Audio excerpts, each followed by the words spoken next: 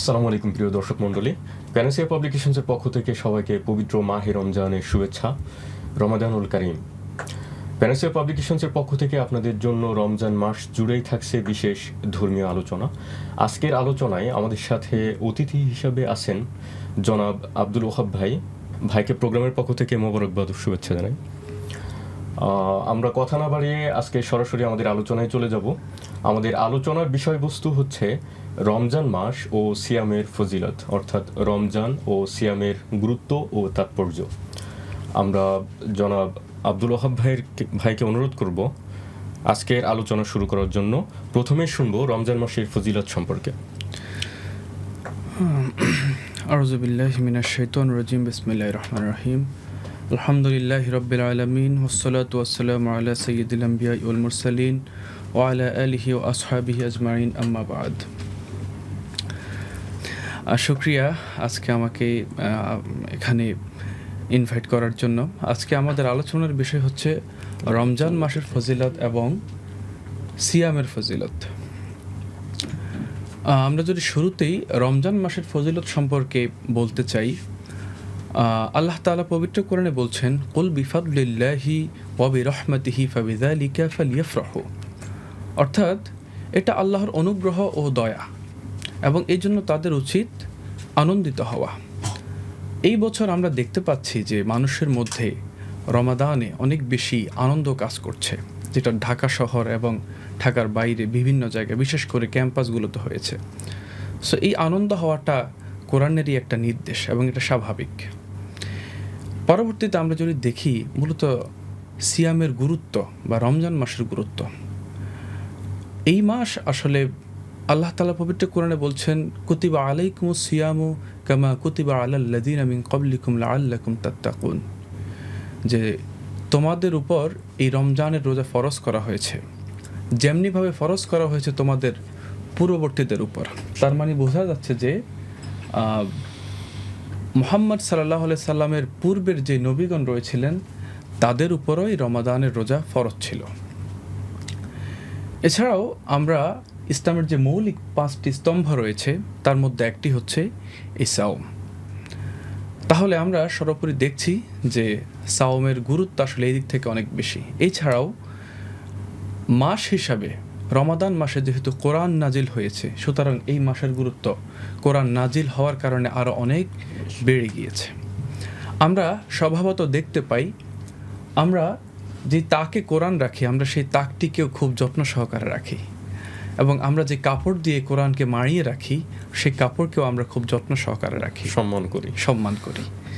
তো সেভাবে এই মাসে যেহেতু কোরআন নাজিল হয়েছে, অবশ্যই মাসের গুরুত্ব অনেক বেড়ে গিয়েছে, যেটা আল্লাহ তাআলা পবিত্র কোরআনে বলেছেন, শাহরু রমাদান আল্লাযী উনজিলা ফীহিল কুরআন হুদাল লিন-নাসি ওয়া বাইয়িনাতিন মিনাল হুদা ওয়াল ফুরকান, যে রমাদান মাস হচ্ছে কোরআন নাজিলের মাস। সুতরাং সব মিলিয়ে রমজান মাসের ফজিলত অবশ্যই অপরিসীম। এছাড়াও আমরা যদি আরেকটু বলতে চাই, রাসূলুল্লাহ সাল্লাল্লাহু আলাইহি সাল্লাম বলেছেন, ইযা দাখালা শাহরু রমাদান ফুতিহাত আবওয়াবুস সামাই ওয়া গুল্লিকাত আবওয়াবু জাহান্নামা ওয়া সুলসিলাতিশ শায়াতিন। অর্থাৎ যখন রমাদান মাস আসে তখন আকাশের দরজাসমূহ খুলে দেওয়া হয় এবং জাহান্নামের দরজাসমূহ বন্ধ করে দেওয়া হয় এবং শয়তানদেরকে শিকলবন্দি করা হয়। তার মানে এই মাস একজন বান্দা অন্যান্য মাসে শয়তানের দ্বারা যত বেশি আক্রমণ হওয়ার সম্ভাবনা আছে, এই মাসে তা অনেক বেশি কম থাকে, যেহেতু শয়তানদেরকে বন্দি করা হয়। তার মানে আমরা বুঝতেই পারছি রমাদান মাসের গুরুত্ব অপরিসীম। জি, আমরা এতক্ষণ শুনলাম রমজানের ফজিলত সম্পর্কে। এখন আমরা আব্দুল ওহাব ভাইকে অনুরোধ করব সিয়ামের ফজিলত, অর্থাৎ সিয়ামের তাৎপর্য ও গুরুত্ব সম্পর্কে আলোচনা করার জন্য। শুকরিয়া। আমরা এতক্ষণ মাস হিসাবে রমাদান মাসের কথা বলেছি, এখন আমরা যেই সিয়াম অর্থাৎ মূল উপকরণ তার ভিতরে চলে যাচ্ছি। সাওম এটি একটি মৌলিক ইবাদত। এটি কেন? কারণ হচ্ছে বাকি যে ইবাদতগুলো রয়েছে সেগুলোর সাথে মানুষের নিজের একটি সম্পর্ক রয়েছে, অর্থাৎ এর দ্বারা সে নিজেও বেনিফিটেড হতে পারে, কিন্তু সাওম একান্ত আল্লাহ তাআলার জন্য। এই জন্য আল্লাহ তাআলা বলছেন, কুল্লু আমালি ইবনি আদম লাহু ইল্লা সিয়াম হুয়া লি ওয়া আনা আজজি বিহি, অর্থাৎ বনি আদমের প্রত্যেকটি আমলই তার দিকে যায় শুধুমাত্র সাওম ছাড়া। সেটি আমার জন্য এবং এর প্রতিদান একমাত্র আমিই দিব, নিজের হাতেই দিবেন। নিজের হাতেই দিবেন। আল্লাহ তাআলা তার জন্য নির্ধারিত করে রেখেছেন। এছাড়াও আমরা অন্যান্য আমলের ক্ষেত্রে হাদিসে আমরা যেটি পাই, আল্লাহ তাআলা অর্থাৎ রাসূলুল্লাহ সাল্লাল্লাহু আলাইহি ওয়াসাল্লাম বলছেন, কুল্লু আমালি ইবনে আদম ইউদাআফুল হাসানাতু আশরু আমসালিহা ইলা সাবআমিয়াতি দিরফিন ক্বালা আল্লাহু আযজা ওয়া জাল্লা ইল্লা আস-সাওম ফাইন্নাহু লি ওয়া আনা আজজি বিহি ইয়াদউ শাহওয়াতাহু ওয়া তাআমুহু মিন আজালি। অর্থাৎ বনি আদমের প্রত্যেকটি আমলকে 10 থেকে 700 পর্যন্ত বৃদ্ধি করা হয়, তবে সাওম ছাড়া। তাহলে সাওমের ব্যাপারে এই যে প্রতিদানের বিষয় স্পষ্ট করে উল্লেখ করা হয়নি। আল্লাহ তাআলা বলছেন যে ফাইন্নাহু লি ওয়া আনা আজজি বিহি, এটি যেহেতু আমার জন্য নির্ধারিত সুতরাং আমি এর প্রতিদান দিব বান্দাকে। তাহলে সাওমের ফজিলত অনেক বেশি আমরা দেখতেই পাচ্ছি।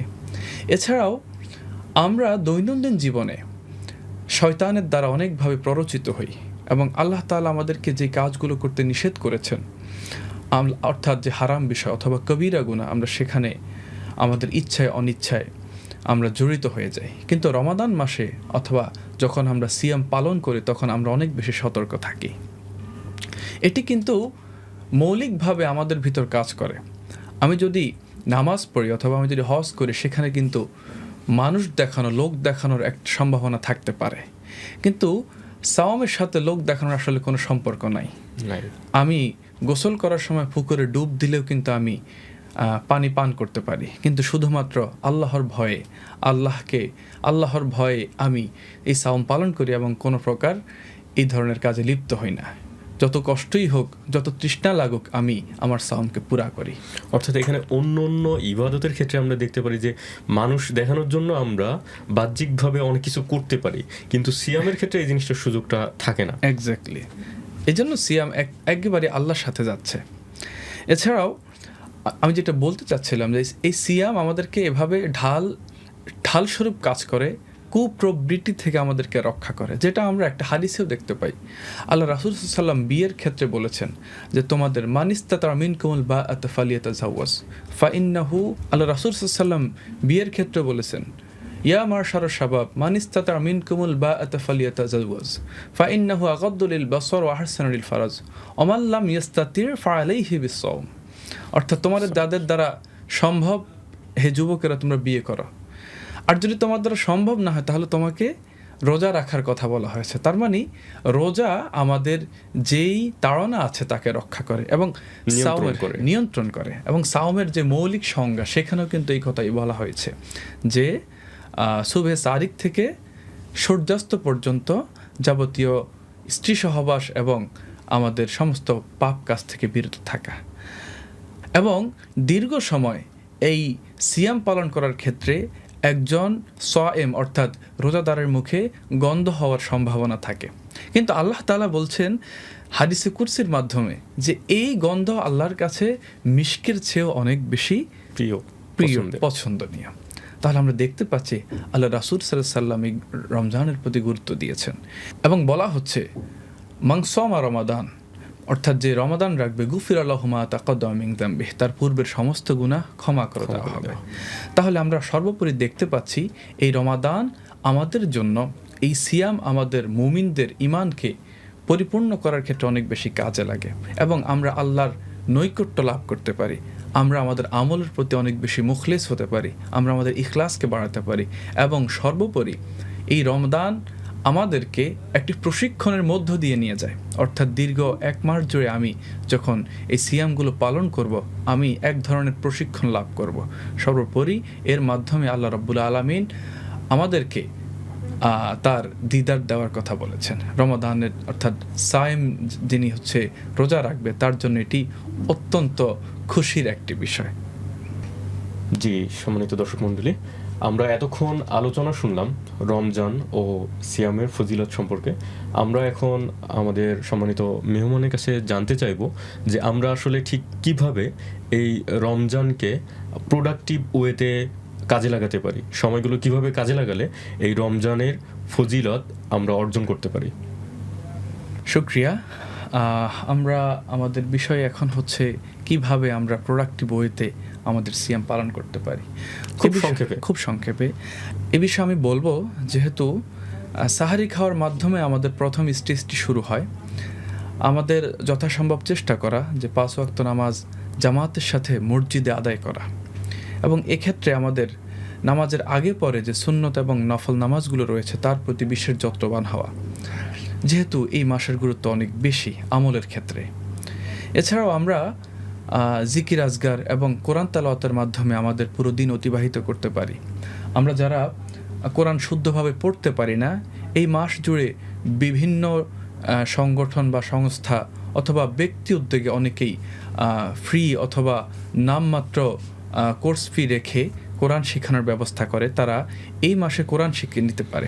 আর আমরা যারা কোরআন পড়তে পারি, কারো যদি সহি শুদ্ধতে এখনও পুরো পরিপূর্ণ সহি শুদ্ধ না হয়, তারা সহি শুদ্ধ করার চেষ্টা করতে পারি একজন মুআল্লিমের মাধ্যমে। আর আমরা যারা সহি শুদ্ধ করে পড়তে পারি, তারা এই মাসে অর্থসহ কোরআন পড়তে পারি। একটি প্ল্যান নিয়ে পুরো মাস জুড়ে আমি কোরআনকে শেষ করতে পারি। অথবা যেহেতু কোরআন পড়লেও সওয়াব প্রতি হরফে আমরা 10 করে নেকি পেতে পারি, সুতরাং যত বেশি কোরআন পড়া যায়, সেক্ষেত্রে যদি শর্টকাটে আমরা কিছু ওয়ে সাজেস্ট করি যে প্রতি সালাতের আগে পরে আমরা প্ল্যান করে কিছু পৃষ্ঠা পড়তে পারি, তাহলে এক্ষেত্রে দেখা যাবে যে খুব সহজে আমি কোরআনকে শেষ করতে পারছি। এবং যেহেতু ইফতারির পূর্ব মুহূর্তে দোয়া কবুল হওয়ার সম্ভাবনা অনেক বেশি, আমরা ইফতারিকে সামনে রেখে কিছু সময় হাতে রেখে আমরা আল্লাহর কাছে দোয়া করব যাতে আল্লাহ তাআলা আমাদের দোয়াগুলো কবুল করেন। নিজের জন্য, পরিবারের জন্য এবং সমাজ রাষ্ট্রের জন্য আমরা দোয়া করব। সর্বোপরি যথাসম্ভব গুনাহ থেকে দূরে থেকে বিভিন্ন আমলের মাধ্যমে আমি আমার এই রমজানকে ফুটিয়ে তোলার চেষ্টা করবো ইনশাআল্লাহ। জি, অসংখ্য ধন্যবাদ আমাদের প্রিয় আব্দুল ওহাব ভাইকে। আমরা এতক্ষণ ধরে আলোচনা শুনলাম, আমরা কিভাবে রমজানের গুরুত্ব ফজিলত সম্পর্কে শুনলাম প্রথমে, এবং পরবর্তীতে আমরা খুব শর্টকাটে কিছু বিষয় জানতে পারলাম যার মাধ্যমে আমরা এই রমজান ও সিয়ামের ফজিলত আমরা অর্জন করতে পারি। সুপ্রিয় দর্শক মণ্ডলী, আজকে আমাদের আলোচনা আমরা এখানে শেষ করছি। দেখা হবে আগামী পর্বে আগামীকালকে ইনশাআল্লাহ। ততক্ষণ পর্যন্ত সবাই ভালো থাকবেন, সুস্থ থাকবেন, এবং রমজানের যে আলোচনা আমরা শুনলাম সেই আলোচনার আলোকে যেন আমি সহ আমরা সবাই আমাদের জীবনকে যাপিত করতে পারি। সবাইকে ধন্যবাদ, অসংখ্য শুকরিয়া। আসসালামু আলাইকুম রহমতুল্লাহ। ওয়ালাইকুম আসসালাম রহমতুল্লাহ।